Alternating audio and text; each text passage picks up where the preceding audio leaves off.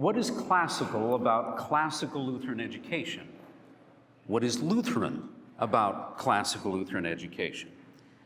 And to borrow from the Catechism, how is this done? How is classical Lutheran education done? These are the questions that introductory sessions at CCLE conference usually answer. I will make my complete presentation available on ccle.org at some point after the conference. My 3 sessions are intended to give you an overview of classical Lutheran education without the pressure on you as a listener or me as a presenter of them being exhaustive or exhausting or completely comprehensive.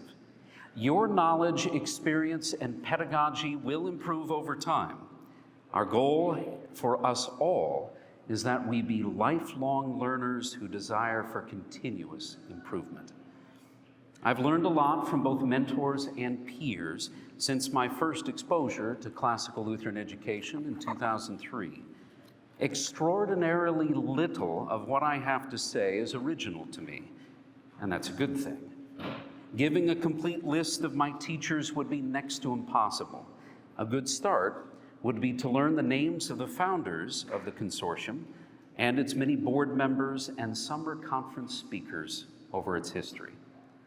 I would particularly like to thank my friend and colleague Cheryl Swope for an article she wrote that I later condensed and edited in 2016. Classical Lutheran Education Defined is available on CCLE.org. You'll hear much from that essay over these sessions, including this. Classical Lutheran education can be defined as the classical liberal arts with Lutheran catechesis. Dr. Jean Edward Veith has suggested that the liberal arts can equip a child for effective service in the world. Catechesis can equip a child for everlasting life. The liberal arts cultivate the student's mind and character with academic rigor, tools for learning, and formative content. Lutheran catechesis instructs and nurtures matters of the soul through the Holy Scriptures, the Lutheran confessions, and the liturgy and hymnody of the Church. With the 7 liberal arts, the 3 sciences, moral, natural, and theological, and the small catechism's 6 chief parts, classical Lutheran education prepares servant leaders for church and world. What is classical about classical Lutheran education? Education is not the same thing as schooling. Education can take place in a school setting, a homeschool setting, through continuing ed like this at a conference, or my favorite, private study and reading at home. Also, one may receive an education without receiving a degree, and one may sadly receive a degree without receiving an education. Of all of the knowledge that exists, an educator has the task of choosing what to teach, what to prioritize. Christian educators prioritize Scripture. Classical educators also prioritize the true, the good, and the beautiful. The 7 liberal arts include the 3 arts of language, trivium, and the 4 arts of mathematics, quadrivium. Liberal derives from the Latin word for free, as these arts of freedom were designed so that free people could think about great ideas for the noble service of others. In contrast, the servile arts, an education for slaves, prepare for menial labor. The liberal arts enable an individual to live, to study, to think, and to serve others in any vocation. Liberal arts. We also notice a difference between the arts, skills, how to do something, and the sciences, content, knowledge. I graduated from the University of Nebraska-Lincoln not knowing what classical education truly was. My degree in math and history is a Bachelor of Arts. I could have gotten a math degree that was a Bachelor of Science. I should have declared a major in classics and a minor in music. The education that I did receive was that which was typical for what is understood today by the secular world as a liberal arts degree. But what sticks out in your mind in that phrase, liberal arts? Is it not liberal, synonymous today with the word progressive? It was not always so. Read or listen to the classic Austrian economics text, The Road to Serfdom by Hayek, and you will hear the word liberal used in a comparable way as it was intended in the phrase liberal arts. Liberal here meaning free, freedom, freeing, liberating, and education related to liberty. Liberal arts is a translation of the medieval Latin, artes liberales, defined as the trivium and quadrivium. We'll get to those terms soon. Latin artes, plural of ars, subject of study, plus liberales, plural of liberales, proper to free persons. Many so-called liberal arts degrees have gone liberal in the progressive sense, creating safe spaces for woke students and professors advocating dozens of genders. This is not of Christ. God is not a God of confusion, but of peace. Something's missing. My first Christian school was seminary. I went through all high school and 4 years of university and knew that something was missing. It was what we now call classical ed. When I was younger, I had a picture in my mind what education was supposed to be: the great books of Western civilization, Shakespeare, Latin and Greek, modern language study, and honest, thoughtful debates about the issues of history and today. At university, some of these subjects were electives.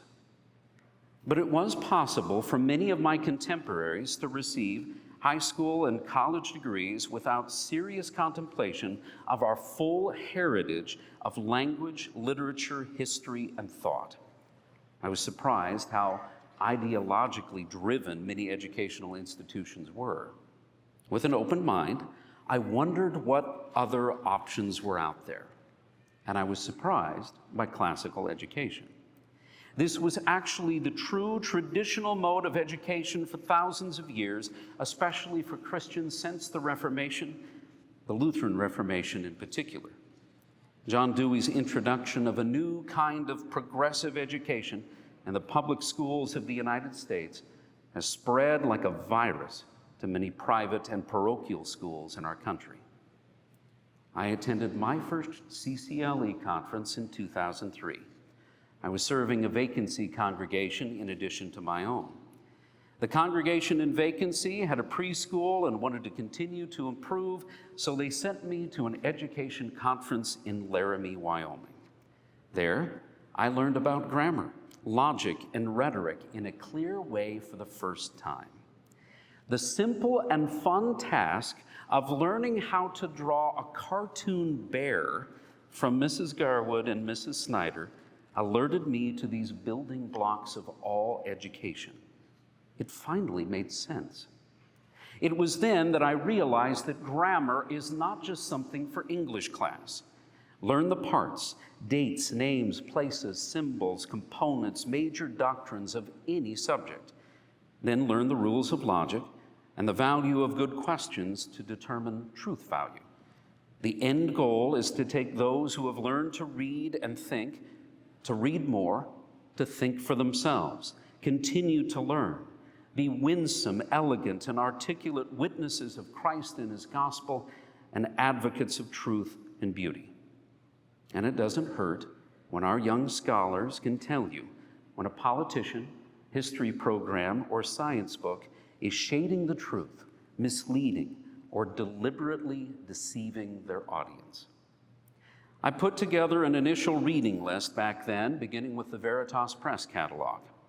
Less than 7 years later, I was called to be pastor and headmaster of a congregation with a classical Lutheran school, Emmanuel, Sheridan, Wyoming. I've always been a lifelong learner. This gave me a new direction and endless books to read. To better communicate about the liberal arts, some of us have experimented with different translations of artes liberales. trying, for example, the arts of freedom, the arts of free people, the arts of liberty, and so on. None has caught on yet. I learned early on that there are 7 liberal arts. Yes, we're sticking with the traditional usage for now. The trivium. Tri means 3. Let me introduce you to grammar, logic, and rhetoric. The trivium is described as the arts of language. Each has its own content and pedagogy, methods and practices of teaching. Dorothy Sayers' essay, The Lost Tools of Learning, available online, deserves your attention.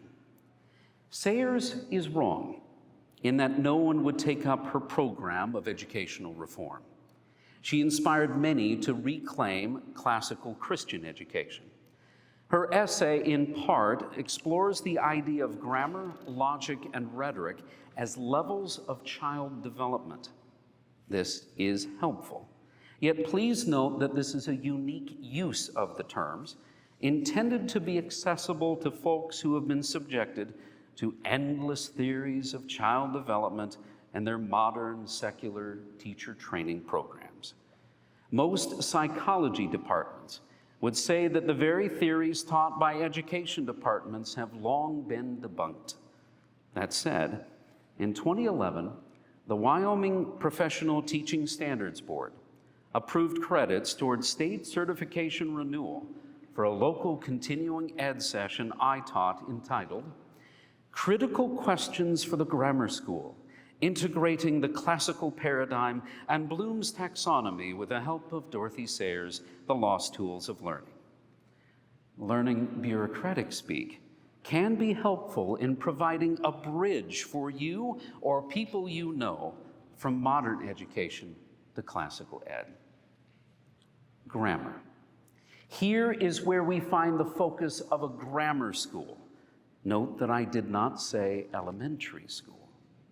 Grammar, all that is foundational in language. Grammar includes learning letters, reading, and spelling, beautiful penmanship, crafting sentences and paragraphs, developing a rich vocabulary. Grammar is taught by imitation, copying excellent writing of others, reading and hearing good literature, and especially through the study of Latin. The disciplined study of the ordered Latin grammar strengthens the student's mind, offers an appreciation of a great literary heritage, and enhances the knowledge of the student's own native grammar and vocabulary.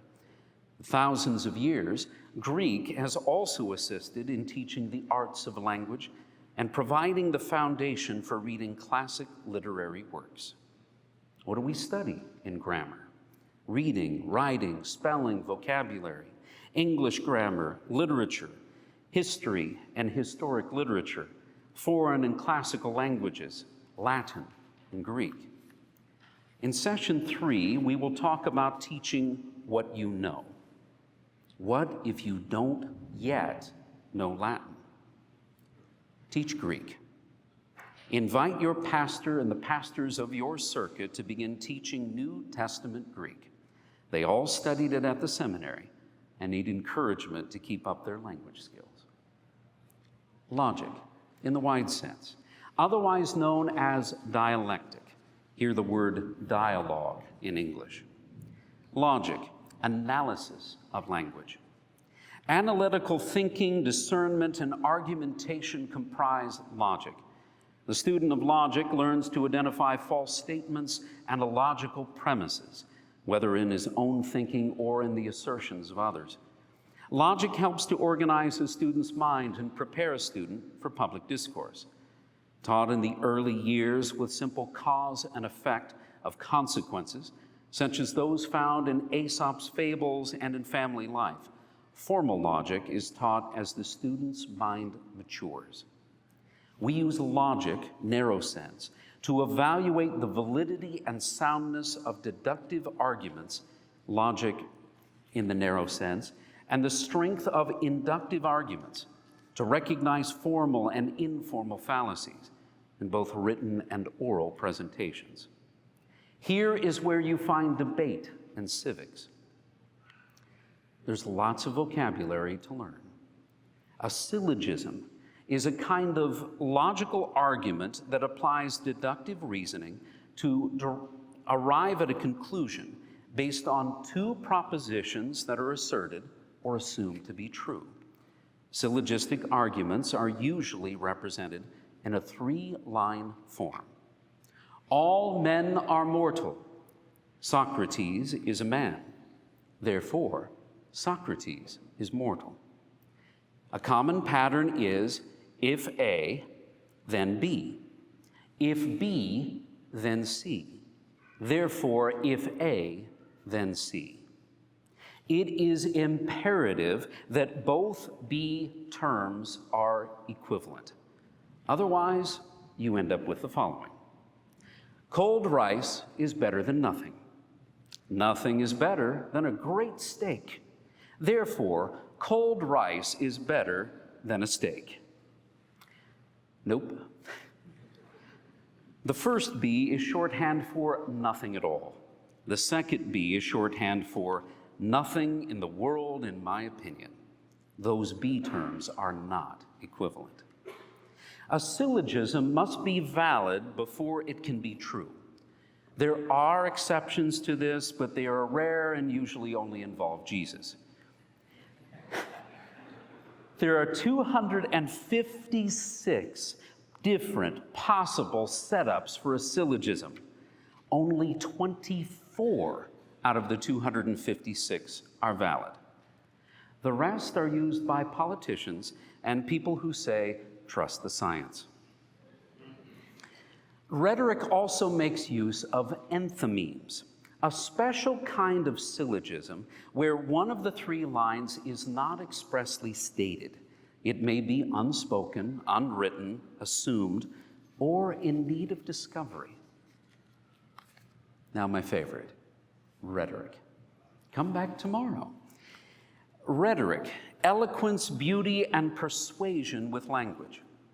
Rhetoric enables the student to write and speak with eloquence. Ancient Roman orator Quintilian urged the modeling of excellent speech even with very young children.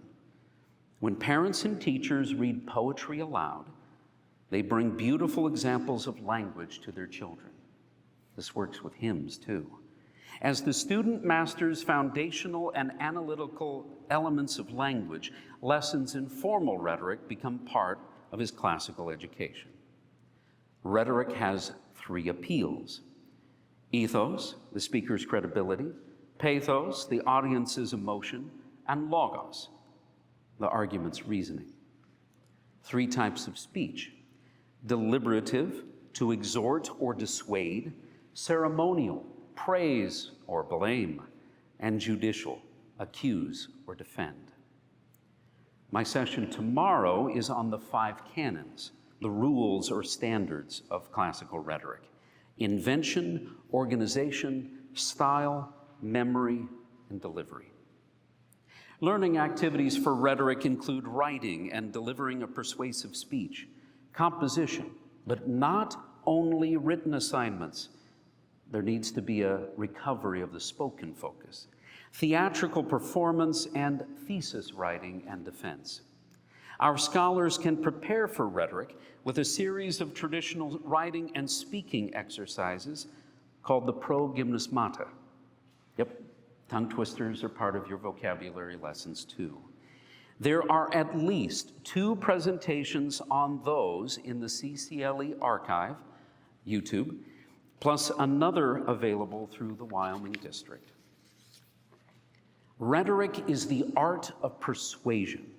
We use rhetoric to inform, persuade, and motivate. Quintilian spoke of the rhetor, the one employing rhetoric, as the good man speaking well. We could think of rhetoric in classical Lutheran education as the justified and sanctified Christian speaking well. Persuasion is not the same thing as manipulation. A rhetor is not to be a demagogue. There are many rhetorics out there. Even at previous CCLE conferences, we have heard of more secular, modern rhetorics. That is unfortunate. Our focus is not on mere modern rhetoric compromised by the idolatry of the day, nor that of ancient Mesopotamia, Egypt, China, or India. We study the classical rhetoric of ancient Greece and Rome, that of Aristotle, Plato, Cicero, Quintilian, and others, as passed on to us through Christians like Boethius, Augustine, Petrarch, Peter Rameau, and Melanchthon. He wrote his own texts. Erasmus can be helpful with his book that has a copious list of rhetorical techniques. My separate session tomorrow on the 5 canons of rhetoric is the foundation of public speaking. They are of help to every writer, every public speaker. If you take courses in rhetoric, you will become a better public speaker and a better writer. I'm warning you now. You may also learn to employ rhetorical criticism and understand why a speech or a document is good or bad, and explain why, instead of being a mere troll on social media or in real life. My 3 courses on rhetoric for Wittenberg Academy include a basic personal story speech to get started, a persuasive speech, argumentation and debate in the courts and legislatures, medical and theological casuistry, very fun. Rhetors also learn about declamation, brief memorized speeches, and learn imitatio, the art of imitation, to find rhetorical tools employed by others that authentically work for you. What does rhetorical instruction and learning look like?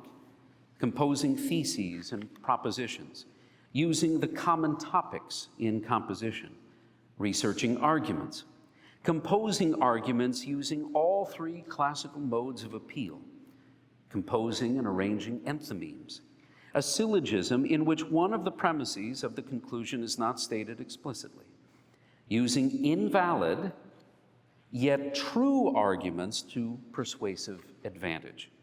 Again, arguments of Jesus from Scripture. Arranging arguments for maximum impact, making public persuasive presentations. That's the trivium. In addition to that, the first 3 of the 7 liberal arts, there are 4 more. Let's meet the quadrivium.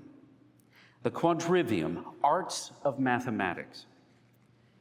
Sometimes neglected in today's applications of classical ed, the quadrivium is designed to strengthen the child's mind while cultivating in him an appreciation for the patterns and order for the world in which he lives. Through the quadrivium, as with the trivium, the teacher's purpose is to incline the child toward that which is significantly true, good, and beautiful. This approach to the mathematical arts contrasts with the starkly utilitarian questions. If I will never use this in daily life, why learn it? If I will not need this to get a job, then why study this at all? The quadrivium teaches foundational content with a formative impact on the student himself. The mathematical arts, far more than isolated bits of knowledge, command a strong presence in the classical curriculum as follows. Discrete, quantity or number, distinct, separate parts. Arithmetic, the theory of number. Music theory, the application of the theory of number. Continuous quantity, geometry is the theory of space. Astronomy, the application of the theory of space. The descriptions of the arts of mathematics are courtesy of Joseph N. McGlynn, 2002. Arithmetic, the study of numbers, includes elementary math through algebra, statistics, my least favorite, calculus, and even computer science. Geometry, the study of numbers in space, includes plane geometry, P-L-A-N-E, solid geometry, geography, and the visual arts, including even painting, sculpture, and architecture for connections. Music, the study of numbers in time, includes music theory, music history, and music appreciation, and for me, music performance. I've been the guitar teacher at Martin Luther Grammar School and Emmanuel Academy since January of 2018. Dance and sport are included, also known as gymnasia, not to be confused with a German Lutheran classical Gymnasiumschule, the kind of institution that led to St. Paul's, Concordia, Missouri, LCMS junior colleges like St. John's, Winfield, Kansas, Concordia Senior College, whose campus is now Fort Wayne, the seminary, and the institutions that became our LCMS colleges and universities. Astronomy is the study of numbers in space and time. Think physics, typically thought of as the domain of an Einstein or Hawking.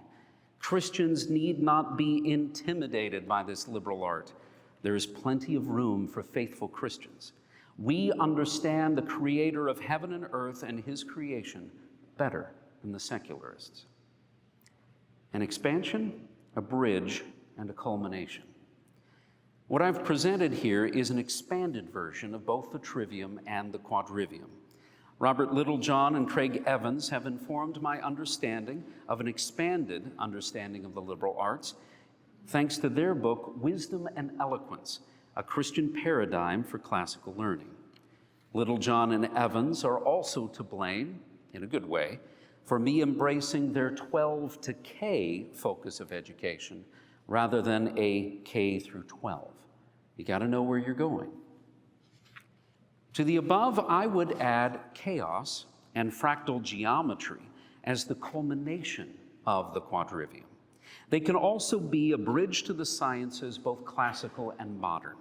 They combine both the discrete and the continuous.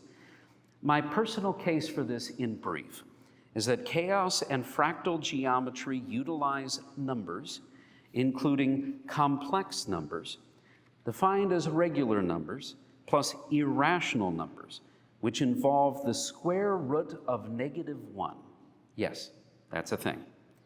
In more than 3 dimensions of space, in time segments that involve repeated iterations where the result tends toward infinity or 0. I'm open to conversation on this. We can discuss Benoit Mandelbrot and James Glick together. The 3 sciences. What are the 3 sciences of antiquity and the medieval world? Moral, natural, theological. Remember that science means knowledge. Moral science includes literature, history, and philosophy. Please note the overlap with the trivium and its arts of language. Natural science includes physical and life science. There are obvious connections to the quadrivium and its arts of mathematics. Theological science includes dogmatics, otherwise known as doctrinal theology or systematic theology, ethics and apologetics, otherwise known as defense of the faith. There are other arts. In addition to the liberal arts, there are those called fine and performing arts. That list could include architecture, sculpture, painting, dance, music, theater, and the modern editions of film and photography. There are what are called by some manual arts because of their use of the hands, Latin. These include sewing, cooking, learning to type, woodworking and metalworking, and repairing machines, just to give some specific examples. There is a connection to the trades. There are others. While these skills gain importance in adulthood and are often part of learning at home, think chores, they are not usually part of early formal education, where the focus is on the development of souls and minds. There are other definitions of classical education out there. Dr. Jean Edward Veith and Andrew Kern explore them in their book.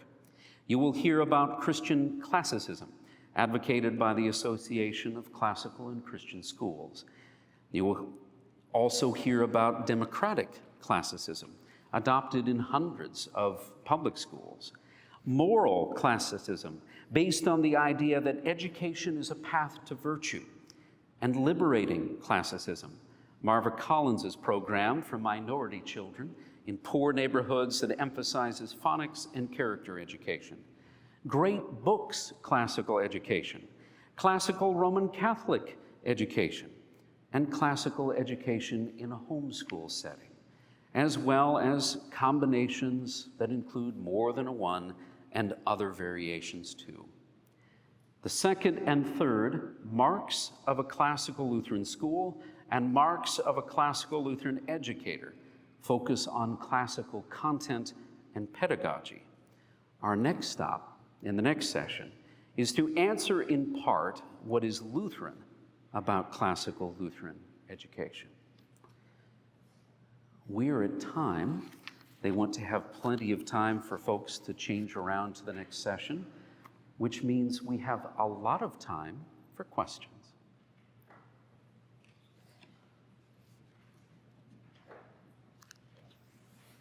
Pastor. You said the quadrivium, so I assume 4. Yes. What were the 4 again? The 4 of the quadrivium are the arts of mathematics, and they are arithmetic, music theory, geometry, and astronomy. There's 2 questions or comments. One is, while I was listening to your talk, I was struck by the 2 ways in which you talk about grammar. When we talk about language, grammar is sort of interrelation, how pieces fit together. But we use the grammar stage to describe learning about the pieces that we fit together. So I was curious if you could comment on that. You've got grammar as content, grammar pedagogical tools of the educator, and grammar as a developmental stage. So I see 3, actually. That was very confusing to me in 2003. It took me a while to figure that deal out. And even took me becoming headmaster. After 7 years of study, I felt almost qualified to begin that. My first duty as headmaster was to lead chapel, answer the question, what is a headmaster? A head of school that has mastered all the content that we're teaching you, and then drive the school bus, a 15-passenger van, to our first field trip at a coal mine in Montana. I had to learn a lot along the way. One of the things that we learned together as a faculty was that even though you have children in the grammar stage or the pre-grammar stage, some will allow for that, you as the educator are not limited to only the grammar pedagogical tools. For example, you can use fill in the blank, true, false, matching, multiple guess, that's what it is anyway. Those are logic assessment tools. So you are not limited with what's in your toolbox just based on the student's developmental stage or your subject matter. I love that the grammar of the faith has 6 chief parts. Isn't that neat? I keep looking for more and more connections on how to tie everything together. So you're not alone in that. Did you have a statement too? I did. I was interested, I'm a software engineer by trade. Wonderful. I was interested, and maybe this margin is more dated, but arithmetic doesn't seem like maybe quite the right place for computer science. It may not be, and I may quibble with some of the definitions that I've inherited over the years, but I'm starting to get more comfortable in adapting them myself. Part 1 was the idea of how can we reconfess liberal arts in a way that explains that we're not liberal in the way that modern Americans understand the term. The other is, adding in chaos and fractals. I watched a video last night, had nothing to do with classical education. The guy brought in dynamical systems, and some of these computer scientists that were showing strange attractors. So as a lifelong learner, I'd love to hear more of your thoughts on the matter. Pastor? Yes, thank you for your presentation. Very nicely ordered. I took copious notes. When in the period of history has classical education been done well in institutions? I can imagine classical education being done well in a tutored situation or in personal study, but in looking back to history, when have institutions done this well? When has classical education been done well in institutions? That's a very good question. I'll attempt a partial answer. I think that would be most fair to all of us. In the ancient world, Greeks and Romans would provide a different education for their children than they would for their slaves or employees. Tutors were heavily involved in that. There's the revival at the time of the Reformation and Enlightenment. You have, to quote our theme, going back to the sources at that time across the board. The biblical languages were very important, and rediscovering classical documents was important. You needed an institution to really pull that off so scholars could collaborate. Even today, we've got independent Lutheran translators, one's in attendance here, that do well on their own, but they still need proofreaders. And I think an institution would be better. The time of the Reformation is a choice time. It really is, especially for the Lutherans. I'm still trying to figure out how the Jesuits got to the place where they're the famous ones for classical education and basketball. You know, Jesuit basketball conferences like the Big East. I think they ripped us off in part and then did their own thing. So there's a case to be made for some modern institutions like theirs. I can look to England and some places in Germany even 150 years ago, and there were some. Private schools tend to have had some strong institutions here and there, but it was piecemeal. I love that Sayers hung out with Lewis and Tolkien and others and talked about such things. You'll hear their works read in a lot of the new institutions that we've developed since Sayers' essay. I was in the 40s. I'll have to double check that. And then the American founders, either through tutors or small, very small schools, nothing wrong with that, received classical educations. And it's amazing what young men, some of them still in their teens, are able to do in a certain revolution we celebrated recently. A partial answer, sir. All right. In general, as I was listening, institutionally, it sounds like more of a challenge, whereas a lot of the tutoring is where it really thrives. I think it would be fair to say that private tutors and dedicated parents teaching their own children has been where classical ed has always been strong. A lot of our schools, our classical Lutheran schools, are small, and some people are embarrassed by that. I learned to get over that really early in my time as headmaster. By the way, I'm no longer headmaster. The plan after having our associate pastor there for a period of time was for him to step up. Not necessarily for me to step down, but for him to be the head of school. Small schools, I think, are better to take care of. Not that larger institutions are evil or anything, but they can be very hard to manage and hard to keep consistent over time. You really have to keep on top of that. So if you're worried, my school isn't big enough, just forget everything you know about the church growth movement and be a Lutheran and absolve yourself of guilt and you'll be fine. Thank you.